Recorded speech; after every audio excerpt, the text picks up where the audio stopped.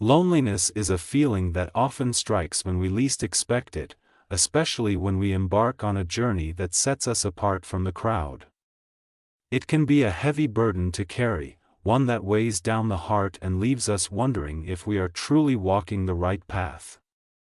But what if I told you that this loneliness you are experiencing is not a sign of abandonment or failure, but rather a gift? A necessary part of the divine process of refinement and preparation for greatness. Today, I want to dive into the deep and often misunderstood truth about the loneliness of the chosen ones, those who are set apart by God for a unique and higher purpose. It's a topic that resonates with many, yet is rarely talked about in depth. And yet, when we understand the reasons for our loneliness, we begin to see it as something sacred, something transformative, and ultimately, something that shapes us for the incredible purpose that lies ahead. Have you ever found yourself walking alone after stepping into your calling? Maybe you've noticed that the more you follow the path God has laid before you, the fewer people seem to walk beside you. Old friends might drift away, relationships may become strained, and the support you once relied on can disappear. It feels as if the more you embrace the person God created you to be, the lonelier the road becomes. You are not alone in feeling this way. In fact, this experience of isolation is a common theme for those who have been chosen by God for a unique purpose. It's part of the process of becoming who you are meant to be. The Bible is filled with examples of people who were called by God and had to walk a lonely path. Think about Joseph, who was given dreams of greatness but was betrayed by his own brothers. Or Moses, who led the Israelites out of Egypt but was constantly met with resistance and complaints. Even Jesus himself was misunderstood and abandoned by those closest to him at the most critical moments of his life, and yet, despite the isolation, these individuals stayed the course. They continued to walk in faith, trusting that the loneliness they experienced was not a sign of being forsaken, but rather a sign that they were exactly where they needed to be. One of the primary reasons why loneliness accompanies the journey of the chosen ones is because God gives each of us a unique vision, a vision that only we can see and only we can fulfill. This vision sets us apart from the crowd and makes it difficult for others to understand our journey. It creates a sense of isolation, but this isolation has a purpose. C.S. Lewis once wrote, "I know now, Lord, why you utter no answer. You yourself are the answer."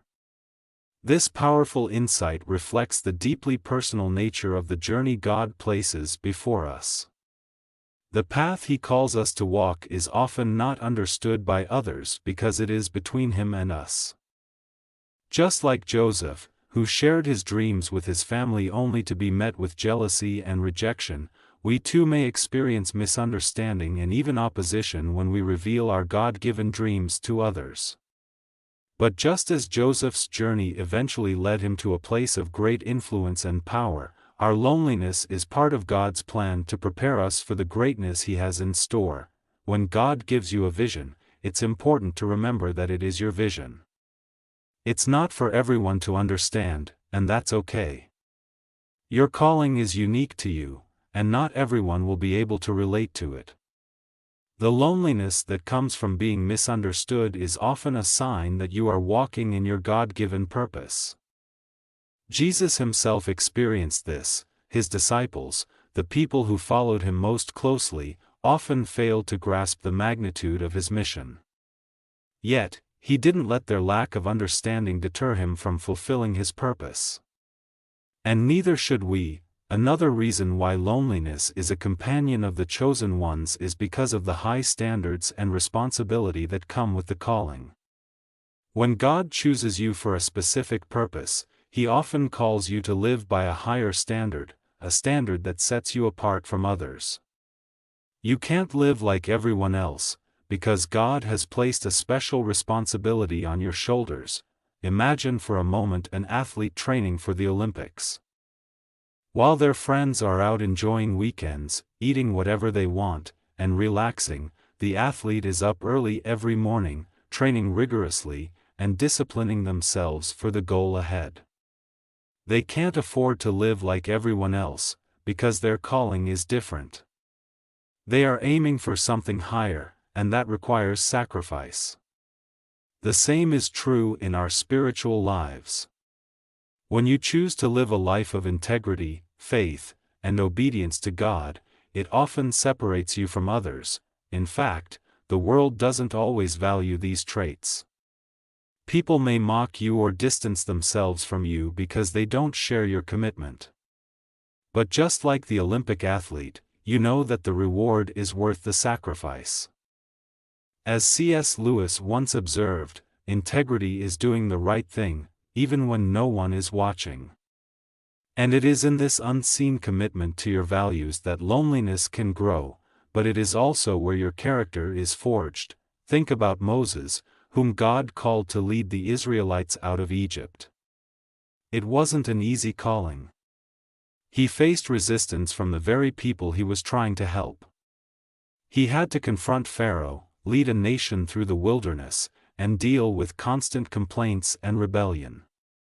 Yet, despite the challenges and isolation, Moses remained faithful to the high standard God had set for him.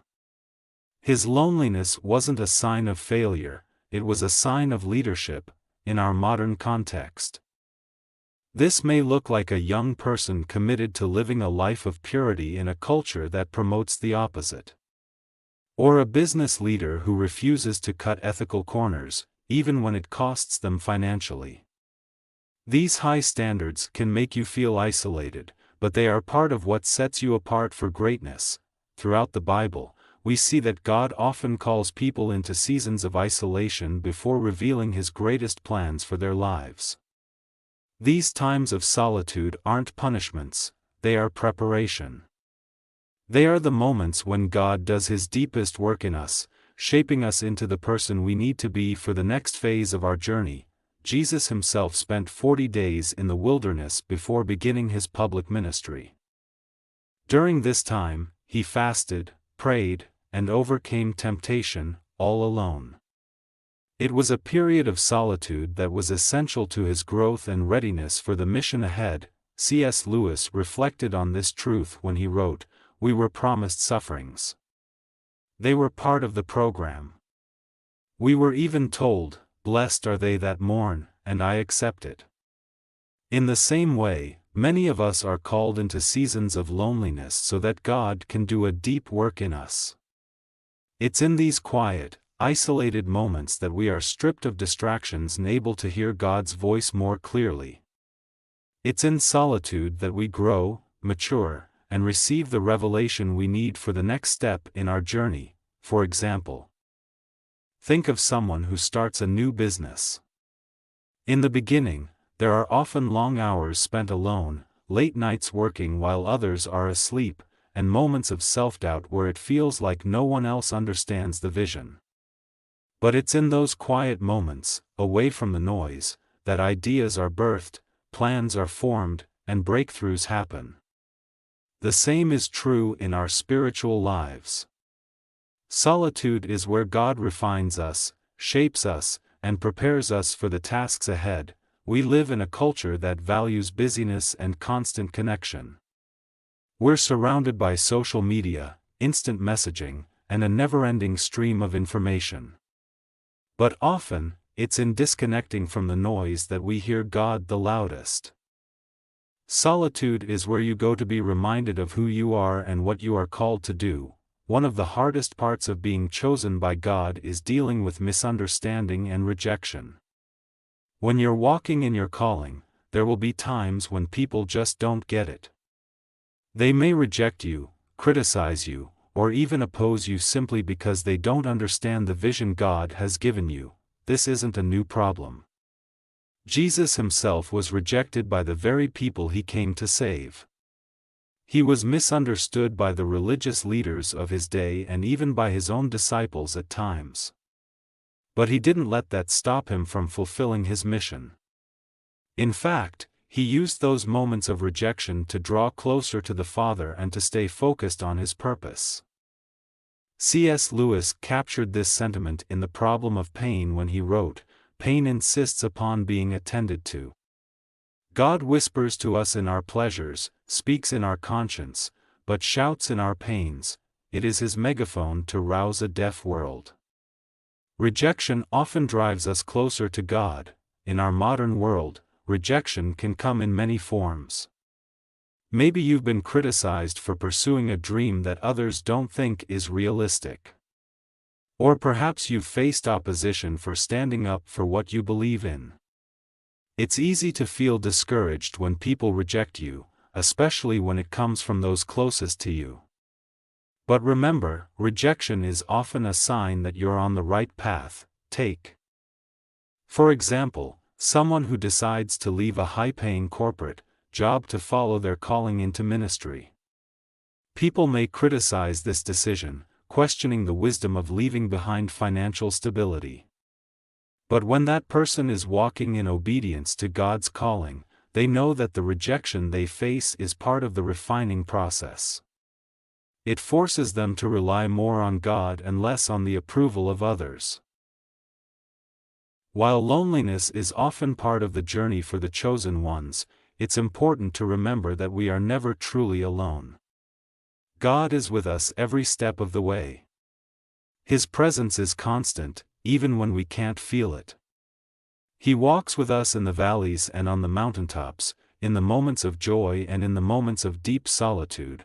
One of the most beautiful promises in Scripture is found in Hebrews 13 verse 5, where God says, "I will never leave you nor forsake you." This is a promise we can hold on to when the loneliness feels overwhelming. No matter how isolated we may feel, we are never truly alone. God is always by our side, guiding us, strengthening us, and preparing us for what's next. Even C.S. Lewis, with his deep intellect and profound understanding of suffering, recognized the importance of God's companionship. He wrote, "To walk out of His will is to walk into nowhere." In other words, even when we feel like we're walking alone, as long as we are walking in God's will, we are exactly where we need to be. This promise of divine companionship is what gives us the strength to keep going, even when the road gets tough. It reminds us that our loneliness is temporary and that God is using it to prepare us for something greater. As we come to the end of this journey, I want to encourage you to embrace the loneliness you may be feeling. It's not a curse, it's a gift. It's a sign that God is doing something extraordinary in your life. He is setting you apart, preparing you for a purpose that is uniquely yours. The loneliness you feel now will one day make sense as you look back and see how God was with you every step of the way, shaping you, refining you, and leading you into your destiny. So, the next time you feel isolated or misunderstood, remember that you are not alone. You are a chosen one, set apart by God for something incredible. Trust the process, lean into the solitude, and know that the best is yet to come. Embrace the gift of loneliness, for it is in these moments that God is preparing you for greatness.